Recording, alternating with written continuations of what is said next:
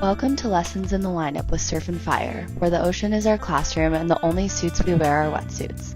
I'm Kyla, and I'm stoked to carry the torch from my dad, JP, the founder of Surf and Fire, a surf school built to inspire, empower, and connect through the sea. At Surf and Fire, we're all about building confident surfers who can paddle out and thrive in any lineup around the world. And this podcast is an extension of that mission. Each episode will explore real conversations with surfers, coaches, creatives, and ocean lovers, sharing stories, surf wisdom, and the kind of lessons only the sea can teach. So grab your board, tune in, and let's learn together in the lineup. Okay, kids. Cheese. Saludos. Did it pause? Oh. Okay. So, welcome to the jungle. Welcome to the jungle. Lessons in the Lineup with Surf and Fire. And we have Katie here. It's me.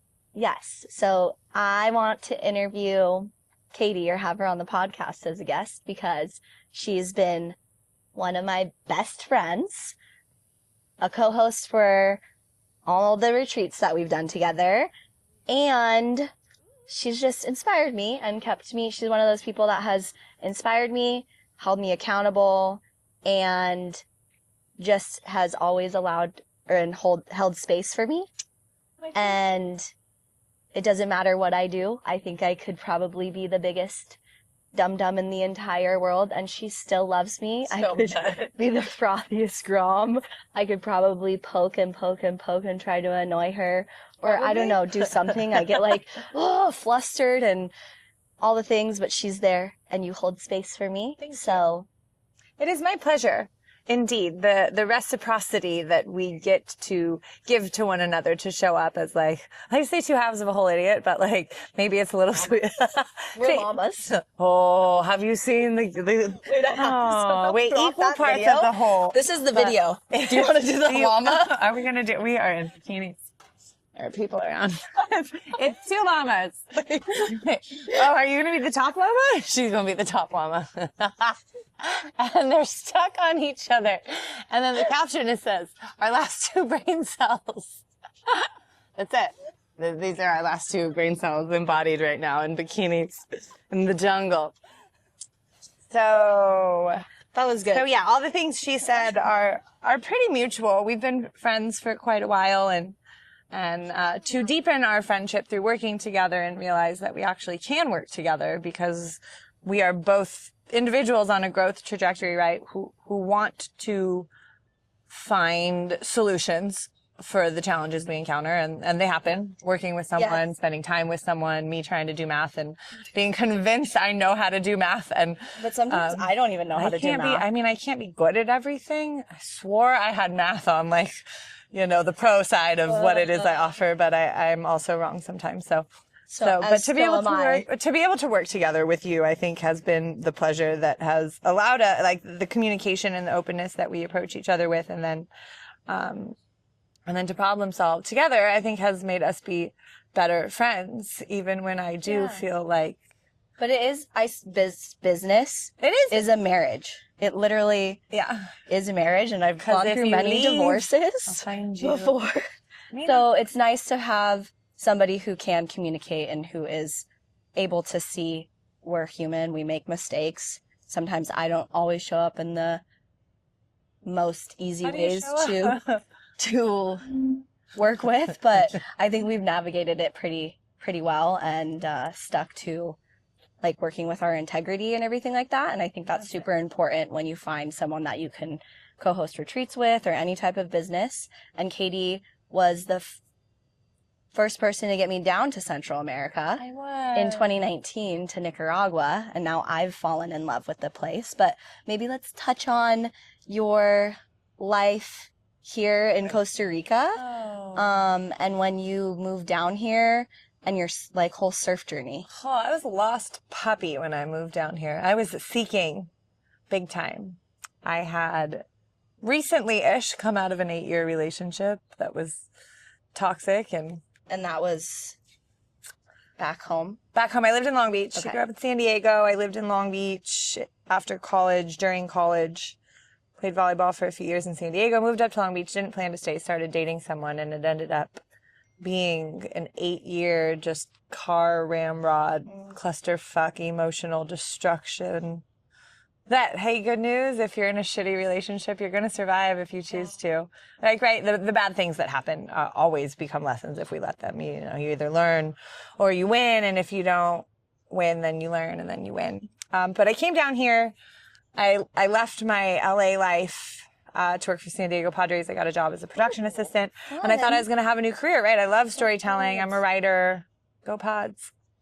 But I thought that was going to be my new life, and unbeknownst to me, it was a seasonal job. And so then, you know, I was like, what am I going to do? And Costa Rica had crossed my path a few times, and I said, let's go.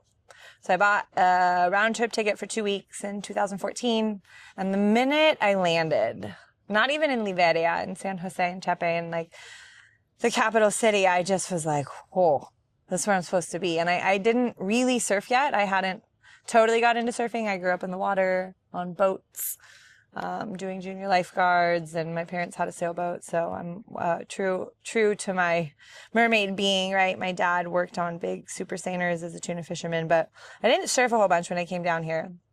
And then from there, every move I made, really even up until now, was to try to get back here. So I came home from that 2-week trip. I think my mom threatened me if I didn't get on the plane home.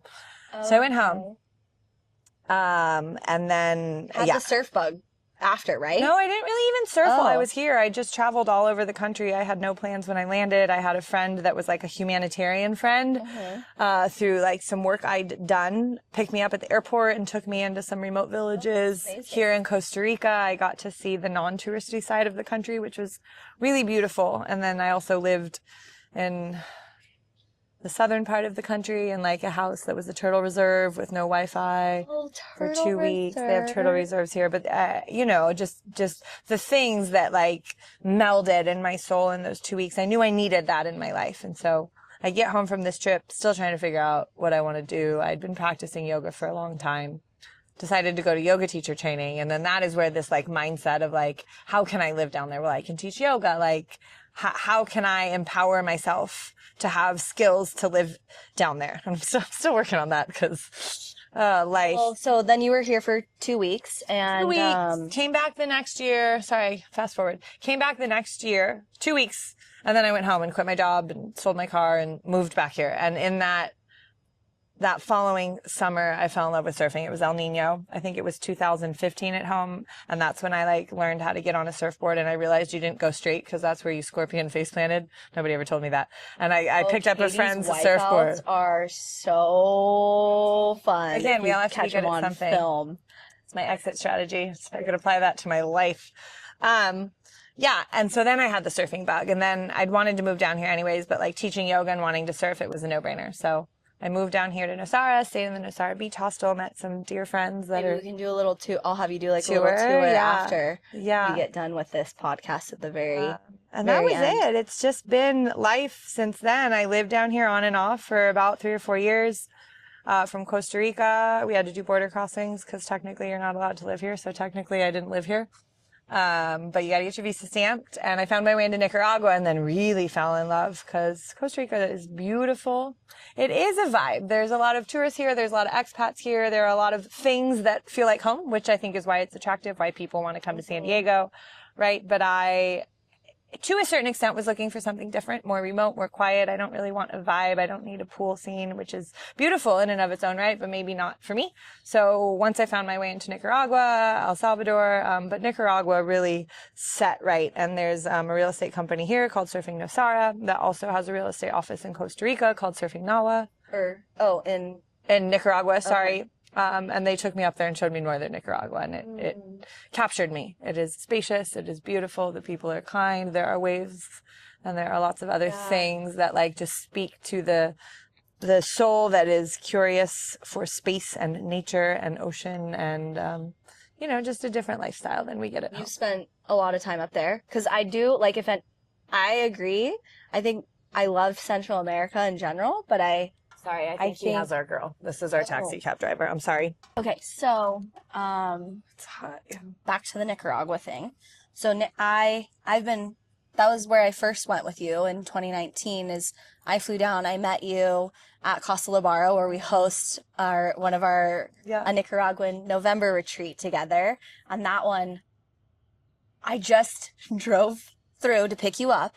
But then since then, when we hosted our very first one together, I just like fell in love. But then in 2019, just went through Costa Rica and then drove up to the Boom. And I spent some time there. I think it was like a week when we were together with some friends and everything like that. And then I went back to Nicaragua 4 times last year. But I think I just had this experience in the northern Nicaragua where I was like, wow, this place is untouched. The land still has its like a magic feel to it. Even Costa Rica, I feel like I haven't done too much exploring in Nicaragua, but there's just like a magic to the land. I can't explain the feeling. It's just something special about it, and that's why I love going back. But how much time did you spend Realistically, I spent more time in Costa Rica.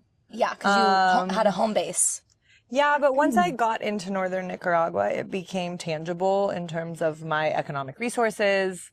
And it just, things line up, right? Like I'm a believer. I think I was probably reading The Alchemist in this time too, but it's like the universe will perspire to help you get what you want. And it's beyond that. It's not just like, oh, I want $1 million and the universe is going to give it to me. Like if you're showing up in your true space, if you're showing up aligned and then also actively working towards making that integrate with however you're supposed to create, what your passion is, what your purpose is, like that is what happened with all the arrows when I wanted to be in Nicaragua after exploring. I knew the north is somewhere I wanted to be. I knew I wanted to live down here. And so I had an opportunity to buy property in northern Nicaragua. And so I did. Some decisions are very hard. How long ago was that? Oh, it was in 2018. Okay. And I know she showed me it. It's so beautiful. It's a little square piece of earth that we can build on or we can sell and buy something closer. Kyla and I have since talked about building there together, which I really, really like. Yeah, we're definitely married, which I really like. I mean, how beautiful to be a single woman, for all the single ladies out there, and not have to need or have a partner to do the things you want to do. You know, for me, for a long time, I was like, God, I would love to have a man to do this with, because I had stayed with men at certain surf camps or certain resorts and seen how that feels as their girl for the week or whatever, to get to help play that role of host, which I love to do from many different jobs I've held, right? Like being host. But point being, you don't need to wait for a partner or anybody to make your dreams your own. You know, the more we learn about what we can do on our own, the more empowered we become, and it like feeds on itself, and then the impossible just becomes, you know, another dream, and your dreams work when you do. So when you show up, and I mean, I still live in California too. I bought the property in 2018, and life has a funny way of maybe saying no, not yet, or this first. And I think that's beautiful. I still very much see a part of my life living in Latin America, but clearly based on events, how they unfold. Yeah, right. That time is not right now, and that's okay too. Yeah, because she has a dog. I know I'm not supposed to look at you. I'm talking to you, but dude, Eve, here, let me show you guys. God, I ruined my life. If you want to ruin your life in the best kind of way, get a dog, because it's funny. I don't I want to travel. I always want to travel. I want to see new places. I want to be in those uncomfortable situations where we learn about layers of self. But I don't actually ever want to leave my dog. Not for 1 second. She can come be with me. Which is wild, because I never saw you as a dog person. Also a mom hat. So, you know, this is living proof that we can change. Change is evolution. We should change. Nothing in life stays the same. So if we are actually staying the same, I think we're really becoming stagnant and not, living up to maybe our full potential. You know, like growth is good, change is good. It's so important to every day ask ourselves, like, who am I? What do I want? What do I need? And reevaluate like where we match up with that, and then like adjust. Please change. Your core values can stay the same. You can have integrity. You can have good work ethic. You can be a loving, forgiving person. You can be someone interested in growth and therapy, and change. Those things are not like mutually inclusive. So no. Yeah, my dog. Yes, we want to see Eve. Always want. My mom sent me a picture of her, so it's the most recent one on my phone. So that's what you guys are gonna get. Closer. You gotta get in there. Like a good baby. Okay, I'm gonna stop it so we don't go forever. Stops and So many stops. Okay, so next question. Next question. We haven't touched too much on surfing yet, but I guess before we get into surfing, I'm just looking for more Eve. Distracted because she loves her dog. We started talking about Eve. Oh, okay. Surfing. My first love, surfing. Yeah, let's talk about surfing. And then we're going to get into some other questions around surfing. Let's go. Oh, what do you want? I didn't learn to surf till I was an adult. Yeah, I was in my late 20s. I love that. I also have a very solid lifelong relationship with the ocean. So that might be something different for a lot of people in those 20-year-old years that want to surf. Something that I think really benefited me was my comfort in the ocean. Because you've grown up around the ocean. You've spent a lot of time in the ocean. Boats, junior guards. Almost drowned when I was like 12 in Carpinteria. Oh. So I have I like disappeared. I got like caught in the undertow. That's terrifying. That's dramatic. Hey, what do I like to say? And she still charges. Adversity builds character. It hasn't killed me yet. Charge. Less than I used to. My injuries in 2018 shifted to my me and Katie surfing. We're injury buddies. And I think Katie's honestly one of the only people that I've known that has gotten injured so much. And as a surfer, it's just tough to spend that much time out of the water.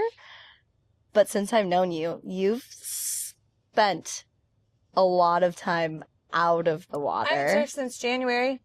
It's June. Yeah. So how have your injuries affected your relationship with surfing and yourself and the ocean and life? I mean, it's the unpopular truth. It's what nobody wants to hear. They've made me a better person, right? Like, hard things happen in our lives, not for a reason. Nobody deserves pain or heartbreak, right? But what we do with that really dictates, like, nobody gets out of life unscathed. Everyone's going to have something hard happen, you know, whether it's a loss of a loved one or whether it's like a loss, things taken from you. We go through grief. And so these injuries have been opportunities to add depth of character, right? To learn about other things that I can bring into my being that give me joy. And I'm not going to lie, surfing's like the easy button, right?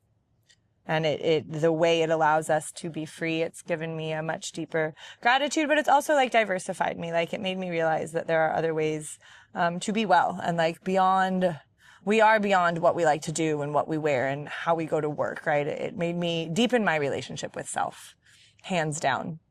The injuries. The injuries have made me... Not having surfing. No, not having surfing is a gift in one way or another, right? Because ultimately, at some point in your life, if you're a surfer, like, you are not going to be able to surf, whether it's you simply outgrow the capacity to surf realistically the way you want to surf, or, you know, life events happen. And so to have so many life events only benefit me, because life is constantly changing and you never know what's going to happen. And so to have things unpredictable happen, I just got bit by my first mosquito. Oh no. Mother truck.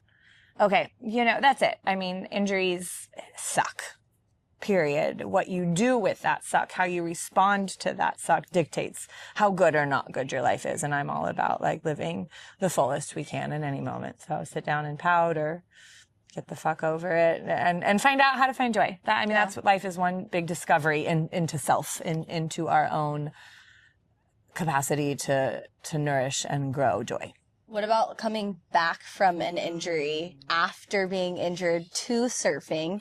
Is there anything that you've done? Because we're not professional surfers, and a lot of professional surfers, they do a lot of like rehab to get back into the I went to PT, top surf. Physical rehab for sure. Okay, so you do I went incorporate to PT. This in your injury rehab. A strong back body. To surfing. Yeah.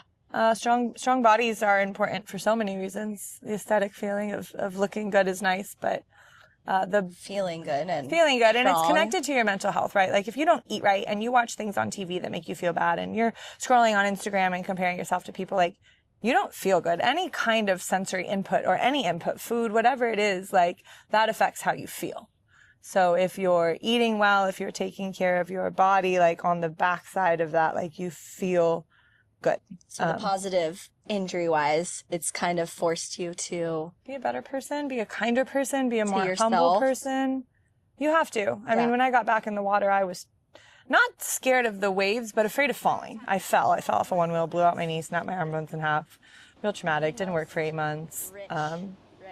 It shifted the course of my life. That was when I had just bought my property and I was headed down to Nicaragua. And you still have screws. I have a plate and 7 screws in my wrist. I have an ACL that is the tendinous part of my hamstring. My MCL is cadaver. Their names are Archie and Malcolm.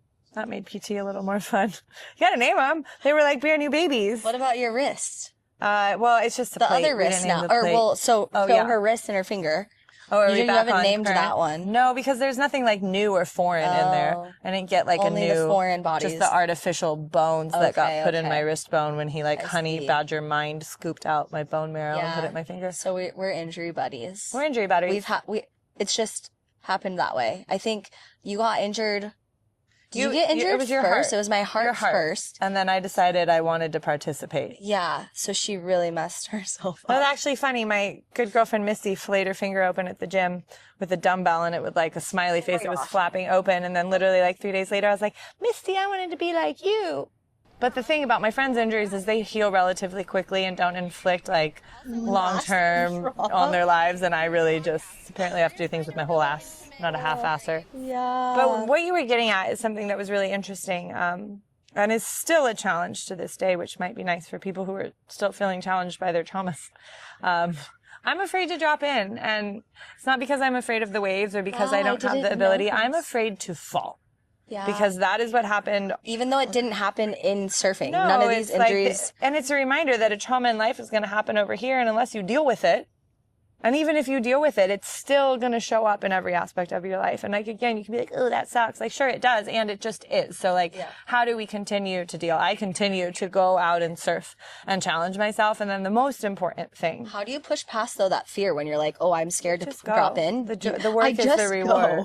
And sometimes I don't. And sometimes I don't go. And that's the thing. The hard part there is reminding myself not to beat myself up. Mm-hmm. It is okay that I'm afraid. I do have a legitimate reason. Like if you're feeling challenged by something, but you keep showing up. I've never not paddled out. You know, I'm going to go out there and maybe I won't drop in. I'm like, the no look. Bitch. You go the no look. Do you know what the no look is? No, you don't even check the forecast. I'm that person. If it's like onshore and shitty too, I'm out there because look. You can't even look at it because if you look, then you're not going. How did surfers surf for every year up until the last 10 years when Surfline came out? The coffee and the no look. Yes, that's the adventure. Get off your phones. Go to the beach. Get outside. Yeah. Show up. Enjoy the adventure. Yes, I love that. Surfing is an adventure every time you paddle out. Heck yeah. Yeah. What? Is there any other thing you want the peoples to know? The 7 people that watch this. Yeah, right. We're about to break the internet. I could break the internet, but not for this podcast. Follow her. Mermaid Gypsy. Sometimes it gets real thirsty on there, kids. Do you have any, I don't know, life lessons or actual lessons in the lineup I feel it was a big one, you know, like the work is the reward, the importance of like showing up regardless of like outside circumstance, you know, and making your way. This has been like a big thing lately. Like I can do hard things, right? And doing hard things and starting it and then finishing it. Like that's where we learn that we can't. It's proof. Like, I'm like, why Lizzo popped into my head. The proof is in the pudding. The pudding's like, that's it. Like, how do we learn that we can do hard things? We do them. We don't learn by watching somebody else do them. And this is where you create like resilience and fortitude, like lessons in the lineup, like in life, fall down 7 times, get up 8, like, and just keep going. We don't know what's on the other side of that mountain peak. And we don't know who we're going to become on the way. But if we don't go, we never know. And so that's it. I love that quote. My dad used to keep say going. That to me all the time. We got to keep going. We are living. We're waking up every day and we're alive. So you don't know until you go. Go to Costa Rica. So what's out there for you? Go on that way. Yeah, pick up the surfboard. You don't start good at something. Nobody does. You work at it. I love that. So that's what we got for you. Yeah, kids. thanks for being here and co-hosting. I'm here, with me. baby. You stuck with me. Yes. Thank you for letting. Yeah. I don't like talk about myself too much. I love it. You're So thanks. great.